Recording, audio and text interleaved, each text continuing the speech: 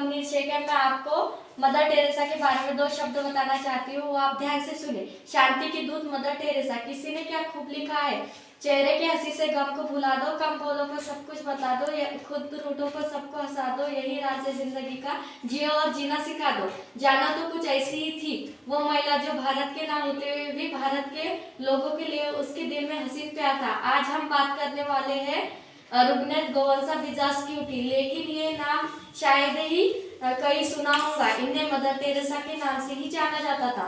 26 अगस्त के दिन को मदर टेरेसा के जन्मदिन के तौर पर मनाया जाता है।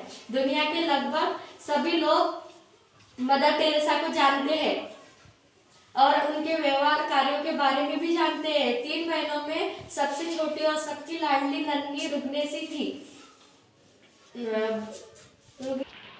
3 बहनों में सबसे छोटी और सबकी लाडली नन्ही रुग्नेस के बारे में किसी ने सोचा भी नहीं था कि एक दिन वह मदर टेरेसा के रूप में।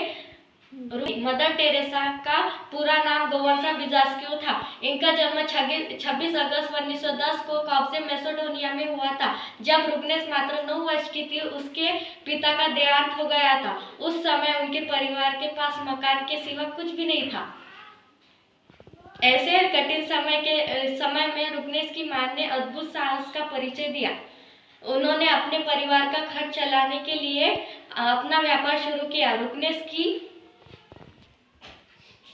अपनी मां से ही कठिन समय में साहस से काम लेने की प्रेरणा मिली। उनके मन में लोगों की सेवा करने का भाव पैदा हुआ और उन्होंने मात्र 12 वर्ष की उम्र में नन साध्वी योगिनी बनने का निश्चय किया। उन्होंने उसके फैसले से माँ बहुत दुखी हुई। माँ जानती थी कि अगर रुग्नेस नन योगिन बन गई तो उससे दूर चली जाएंगी। वे उसे दोबारा कभी नहीं देख पाएंगी। उन दिनों नन योगिन की अपने परिवार से मिलने की अनुमति नहीं थी। 10 वर्ष की उम्र में वह नन योगिन बनने का प्रशिक्षण लेने डबलिन आयरलैंड चली गई। वहां से उन्होंने 1 दिसंबर 1928 को कोलकाता भेज दिया गया। 14 मई 1937 को रुग्नेस ने नन योगिन बनने की अंतिम महत्वपूर्ण शपथ ली, जब वे एक नन और सेंट मैरीज स्कूल कोलकाता की प्रधानाचार्य थी, जब सिस्टर एरेसा के नाम से जानी जाती थी। आखिरी 2 शब्द बोलना चाहती हूँ। शाही खत्म हो गई माँ, लिखते लिखते उसके प्यार की दास्तान इतनी लंबी थी।